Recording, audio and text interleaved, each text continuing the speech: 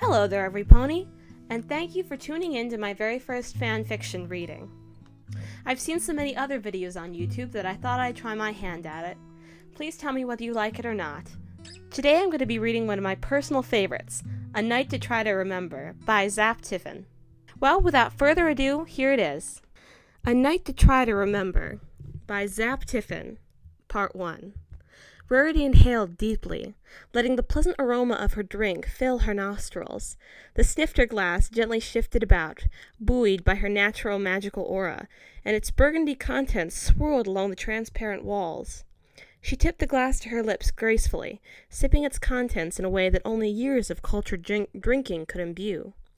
A satisfied smile crossed her lips as the cognac warmed her throat as it drained into her stomach.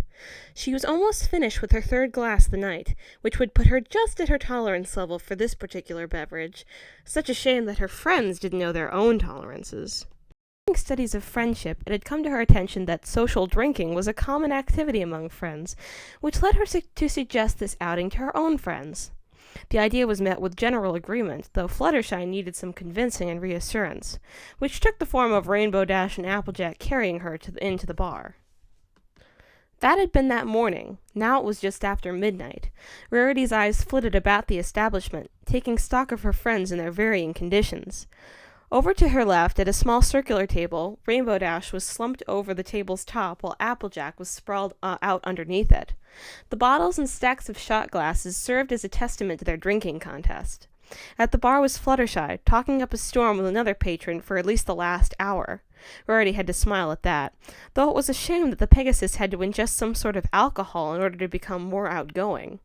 Finally, on the stage, next to the karaoke machine, was Pinkie Pie and Twilight Sparkle, still belting out the songs they had been doing for the last couple of hours.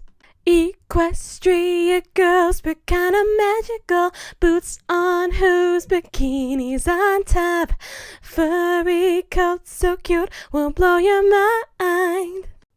Movement near the bar's entrance caught the white unicorn's eye. Shifting her gaze, she saw it was Big Macintosh coming in. She finished the last of her drink and stood up, waving him over to her booth. "Good evening, Macintosh. Thank you for coming at such a late hour." "Evening, Miss Rarity," he greeted in return, causing her to giggle lightly. "Darling, how many times must I tell you? Just Rarity is fine." He smiled sheepishly. "Sorry, ma'am. Rarity. Force a habit." "Oh, it's quite all right. I do hope Caramel didn't have to wake you when he took my message to you." "Nope," he said with a shake of his head. "I was going over the farm's books for this week's sales." "Oh, good. Is Spike with you? I asked Caramel if he could get him as well." "Yep. He's outside. The bouncer wouldn't let him in." "Ah, yes. He's too young, isn't he? Well, I suppose we ought to get these girls together before he gets too upset." Yep," the stallion drawled again, with a glance around the room. "So, where's my sister?" "To your right and down, dear," she called over her shoulder as she made her way to the small stage. The red Clydesdale quirked an eyebrow upward at the unicorn's cryptic response, but looked in the direction she specified anyway. Both eyes went up upon seeing his sister sprawled out on the floor, her hat somehow having migrated to her rump. He shook his head at the number of shot glasses that littered the table. "You're going to be feeling that in the morning, sis," he muttered. He gently picked her up by the scruff of her neck in his mouth and slid her over his back. Her only reaction was slightly louder snore as he placed her hat back onto her head. He stepped over to Rainbow Dash and cleared his throat. "'Scuse me, Miss Dash. I think it's time to head on home." Dash remained slumped over the table. Macintosh nudged her gently with a hoof. Miss Dash?" Dash slid off the table and crumpled heavily on the floor, her head landing with a resounding thump on the oak floorboards. Macintosh cringed and leaned over her. Sorry." By this time, Rarity had returned with Twilight, Pinkie, and Fluttershy in tow. Pinkie seemed to be about 5 seconds away from being sound asleep, her eyes half closed as she stumbled into Twilight. The purple unicorn was acting just the opposite, bouncing on her hooves and giggling like she didn't have a care in the world. Finally, there was Fluttershy.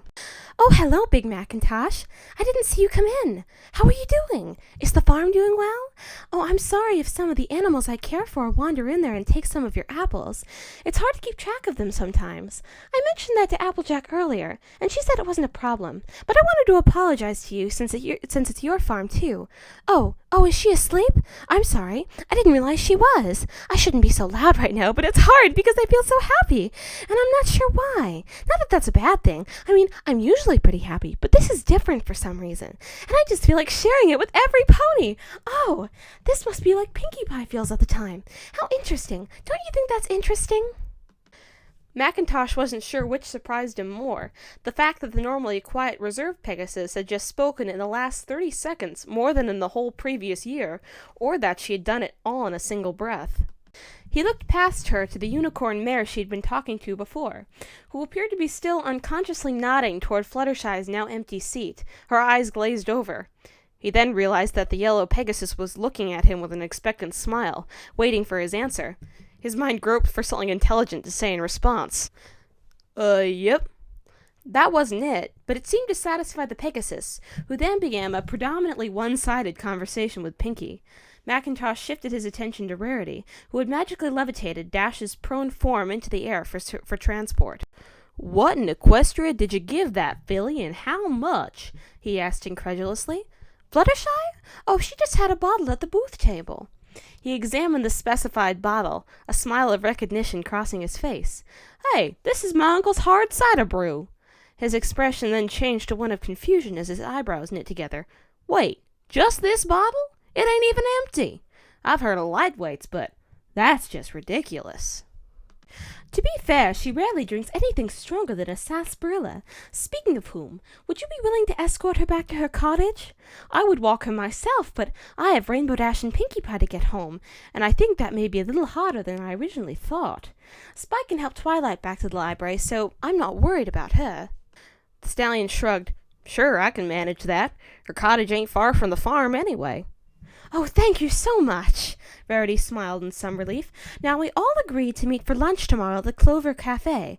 Would you remind Applejack if she forgets?" "Yep, not a problem." "Thank you, darling. Well, I must be off. Have a good night." "You too, Miss Rarity." And with that they separated, each taking their charges back to their respective homes for a night's rest. "You should have told me what y'all were planning on doing last night, sis. I could have given you some advice." "Like what?" came a groan from underneath the familiar Stetson. "Like avoiding a hangover," Big Macintosh drawled with no small irony. Applejack groaned again and tried to pull her hat further down over her head. They were sitting at one of the large tables outside the Clover Cafe, a popular meal spot in town, waiting for the rest of their group to arrive. Surprisingly, Applejack had woken up that morning at a reasonable time, considering all that had happened the night before. Likely it was her years of farming and keeping that schedule.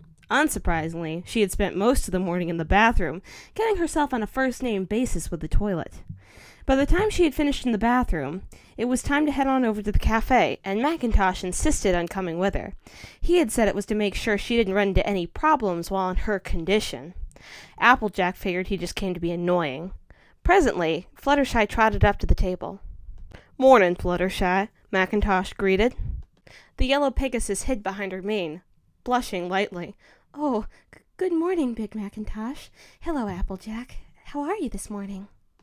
"I'll be better once you stop your screaming," the farm mare muttered. Fluttershy ducked her head, suddenly very contrite. "Oh dear, am I shouting? Oh, I'm sorry, I didn't realize it." Big Macintosh chuckled. "You're fine, Fluttershy. AJ here's just being cranky 'cause of her hangover. Ain't that right, AJ?" The last part was said much louder. Applejack's whole body shuddered as she turned her head just enough for one eye to be visible, giving it a glare that could have killed a small animal. "Macintosh, when I feel alive again, I'm gonna shave your mane off in your sleep." "Oh my." Fluttershy was wide-eyed at the exchange. Macintosh merely chuckled, obviously enjoying himself far too much to be worried about the threat. He shifted slightly to turn to Fluttershy, ignoring Applejack's death glare. "How are you doing after last night? You seem to be a fair sight better than AJ here." Growl. "Don't be rude, AJ." The Pegasus' eye, visible through the part in her mane, barely made contact with his. Oh, I'm fine, I think."